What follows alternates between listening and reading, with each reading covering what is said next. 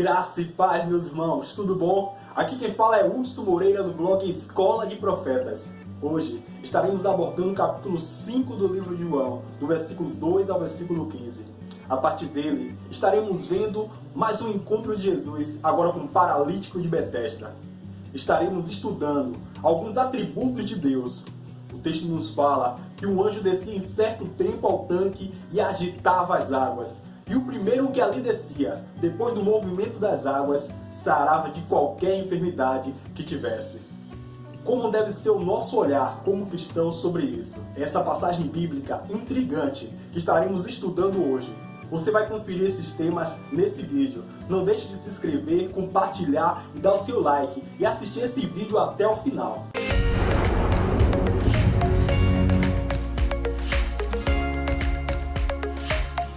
Vamos lá. A palavra de Deus em João capítulo 5 nos diz assim: Ora, em Jerusalém, à próxima porta das ovelhas, um tanque chamado em hebreu Betesda, o qual tem 5 alpedres.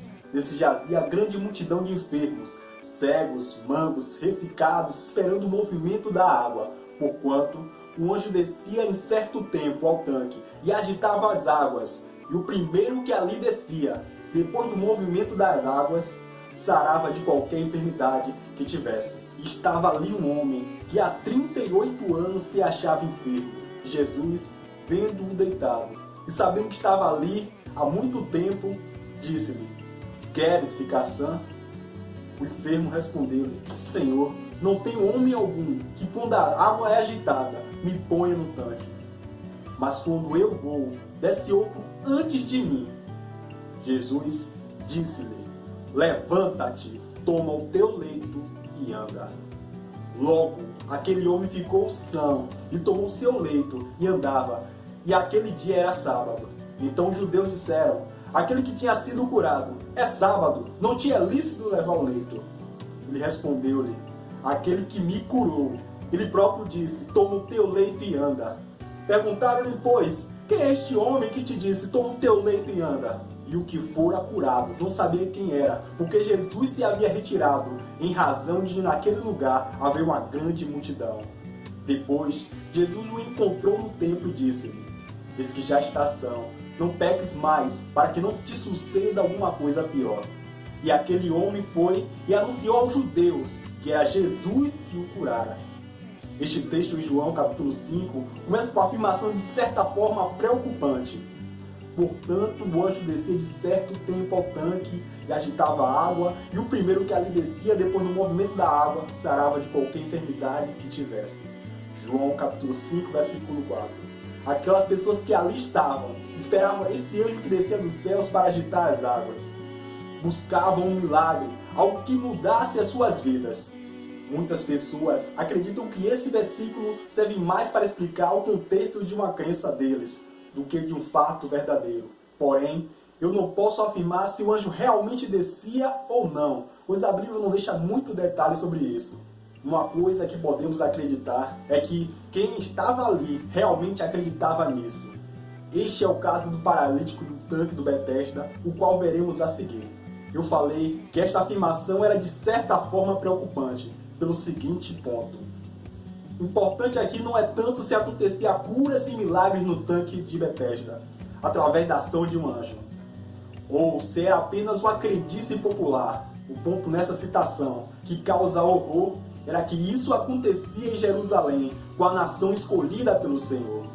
Eles deixaram de fazer a vontade de Deus e passaram a fazer as coisas que não agradavam ao Senhor. Essa atitude do povo no tanque de Betesda começa ferindo um dos atributos de Deus.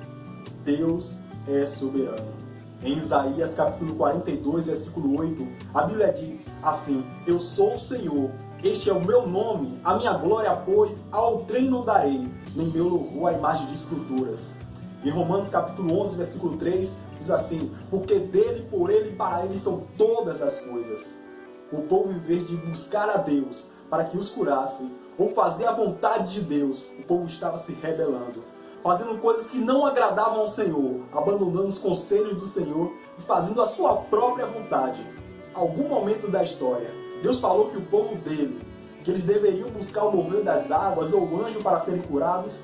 Não. Claro que não. Deus sempre disse que era dele, do nosso Deus, que viria o socorro. Não devemos achar que podemos adorar o nosso Deus do nosso jeito, ou Deus se sujeitaria às nossas crendices. A exemplo disso, Davi achou que poderia transportar a Arca da Aliança, que representava a presença de Deus, em uma carruagem de boas novas. O resultado, nós já sabemos como terminou. Chegando à ilha de Nacon, estendeu Uzá a mão à Arca de Deus e segurou-a, porque os bois a deixaram pender. Então a ira do Senhor se acendeu contra Uzá, e Deus o feriu ali por esta imprudência, e morreu ali junto à Arca de Deus. Um outro exemplo, vemos em 2 Reis capítulo 1, no versículo 1 ao versículo 4. A palavra de Deus diz que o rei Acasias, ele tinha caído pela grade de um quarto alto que tinha em Samaria e adoeceu. Aí ele teve uma brilhante ideia. Ele enviou mensageiros e disse a eles: ide e perguntai a Baal-zebute, deus do Zecron, se sararei dessa doença. Você se lembra o que aconteceu? O Senhor disse a Elias, o tisbita, para dizer ao rei: levanta-te, sobe para te encontrares com os mensageiros do rei de Samaria. E disse-lhes: porventura não há Deus de Israel, para ires consultar Baal-zebute, deus do Zecron? E por isso, assim diz o Senhor: da cama que subiste, não descerás mais, sem falta morrerás. Ambos reis se equivocaram, deixando de consultar a vontade do Senhor, e pensaram que poderiam fazer do seu jeito, do jeito que eles imaginavam. Não, as coisas não são do nosso jeito. Nosso Deus é um Deus zeloso pela sua palavra. Não é do nosso jeito que virá a resposta, a cura ou o milagre, mas sim do jeito de Deus. Como diz a palavra, porque dele, por ele e para ele são todas as coisas. Observo que nos nossos dias, o povo tem feito o mesmo que os israelitas do tanque de Betesda. Muitas vezes, na ânsia de alcançar algo, às vezes deixamos de consultar ao Senhor. Às vezes, quando a nossa cura, o nosso milagre, a nossa resposta demora a chegar, muitas pessoas se apegam em crendices populares ou métodos ilícitos para alcançar algo. Às vezes, até infelizmente, com orientações de líderes que deveriam zelar pela orientação do seu povo, através da palavra. Ação dos reis, Davi e Acasias, há pouco citados, não teve um final bom. Assim também acontece com todos aqueles que deixaram de se orientar pela palavra do Senhor e se enveredam por outros caminhos. Entre o nosso achismo e crendices populares e a vontade do Senhor, fique com a vontade do Senhor. Em Gálatas, capítulo 1, versículo 8, Paulo diz assim: ainda que nós mesmos, ou um anjo dos céus, nos anuncie um outro evangelho, além do que já tenho vos anunciado, que seja anátema. Em outras palavras, que seja maldito. Sendo assim, quando alguém nos apresentar alguma orientação, devemos fazer como os irmãos de Bereia, que de bom grado ouviram os apóstolos. De bom grado, eles recebiam a palavra, examinando a cada dia as Escrituras, se as coisas eram assim, de verdade. Que venhamos agir como os bereanos a cada dia. Não podemos deixar de citar o que a Bíblia diz em Lucas capítulo 10, versículo 13, onde Jesus diz assim: ai de ti, Corazim, ai de ti, Betsaida, que se em Tiro e Sidom se fizeste as maravilhas que em vós foram feitas. Já muitos estariam assentados em saco e cinza e teriam se arrependido. Perceba que, então, até os milagres e as curas que Jesus fazia tinham como objetivo levar o povo ao arrependimento, e tudo era feito para a glória de Deus. A pergunta que fica é a seguinte: será que o que estava sendo feito no tanque de Betesda gerava arrependimento e era para a glória de Deus? Mas aí você poderia me dizer, se era tão errado o que o povo estava fazendo, por que Deus não interveio nessa situação? Deixou aquele povo naquela vida de erro ou não puniu aquele povo? Aí entramos em mais 3 atributos de Deus. Isso não acontece por causa da misericórdia, da longanimidade de Deus e do amor do Senhor. Em 2 Pedro, capítulo 8, versículo 9, mas, amados, não ignoreis uma coisa, que um dia para o Senhor é como 1000 anos, e 1000 anos é como um dia. O Senhor não retarda a sua promessa, ainda que alguns a obtenham como tardia, mas é longânimo para conosco, não querendo que algum se perca, senão que todos venham a se arrepender. Em Lamentações, no capítulo 3, no versículo 22 ao versículo 23, diz assim: as misericórdias do Senhor são a causa de não sermos consumidos, porque a sua misericórdia não tem fim, e também por causa da fidelidade de nosso Deus. Em 2 Timóteo, capítulo 2, versículo 13, diz assim a palavra do Senhor: se formos infiéis, Ele permanece fiel, porque não pode negar a si mesmo. E em Romanos, capítulo 1, versículo 28, diz assim a palavra do nosso Senhor: além do mais, visto que desprezaste o conhecimento de Deus, Ele os entregou a uma disposição mental reprovável, para que praticassem o que não deviam. E este era todo o contexto do milagre que ocorreria através de Jesus com um paralítico de Betesda. Eram 38 anos de sofrimento, 38 anos de dor, de frustração. Aquele homem estava ali, sem esperança, e ainda depositando a sua esperança em uma crendice popular. Mas de repente, quem se encontra com este homem é Jesus, e as misericórdias do Senhor lhe alcançou. A palavra de Deus diz assim: Jesus, vendo este deitado e sabendo que estava nesse estado havia muito tempo, disse-lhe: queres ficar são? O enfermo respondeu-lhe: Senhor, não tenho homem algum que quando a água é agitada me ponha no tanque. Mas quando eu vou, desce outro antes de mim. Jesus disse-lhe: levanta-te, toma o teu leito e anda. E aquele homem andou. Mas aí você poderia me questionar: mas não havia outras pessoas lá que precisavam das misericórdias do Senhor também? Porque Jesus não curou a todos. Eu vou lhe trazer duas justificativas. A primeira é tudo o que eu já falei anteriormente. Já seria justificativa para que Deus não fizesse nada por aquele povo que estava em rebeldia contra a sua vontade. A segunda justificativa, e também um atributo de Deus: Deus é Senhor. Deus é soberano. Deus não é marionete das nossas vontades. Ele é soberano. Em Salmos capítulo 115, versículo 5, diz assim: mas o nosso Deus está no céu e fez tudo o que lhe agradou.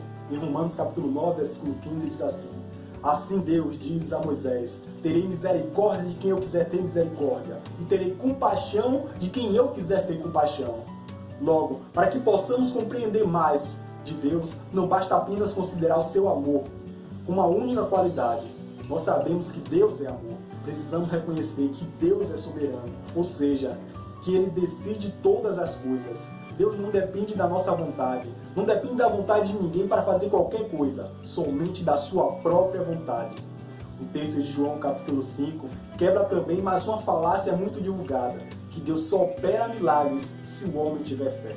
Esse texto está aí para esclarecer que isso não é verdade. O paralítico de Betesda não sabia nem quem era Jesus, e ainda ele tinha a sua fé depositada em crendices.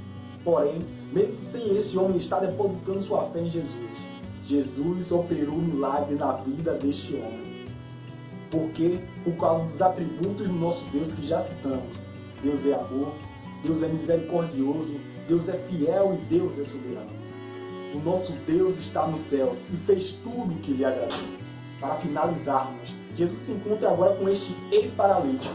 No templo, Jesus se apresenta àquele homem falando que foi ele, Jesus, quem o curou, e lhe deixou uma orientação: esse que você está são agora, não peques mais, para que não te suceda algo pior. E o homem saiu dali, saltando de alegria e anunciando a todos que foi Jesus que o curara. Meu desejo é que dia após dia venhamos a meditar nas Sagradas Escrituras e buscar cada dia mais conhecermos e prosseguirmos em conhecer o nosso Deus. E que dia após dia venhamos a lembrar que o nosso Deus é amor, fiel, justo e misericordioso, para que quando estivermos passando por situações difíceis, que vierem nos paralisar, que venhamos dia após dia confiarmos em Deus, que é soberano e todo-poderoso. Como disse Jó, ao seu tempo ele se levantará ao nosso favor. Vamos ficar por aqui. Se você gostou, não se esqueça de se inscrever, compartilhar e deixar o seu like e comentar aqui embaixo. Não se esqueça de baixar o e-book O Plano de Deus para a Salvação e visitar o nosso blog. O link está aqui embaixo na descrição do canal. Um forte abraço, nos vemos no próximo vídeo.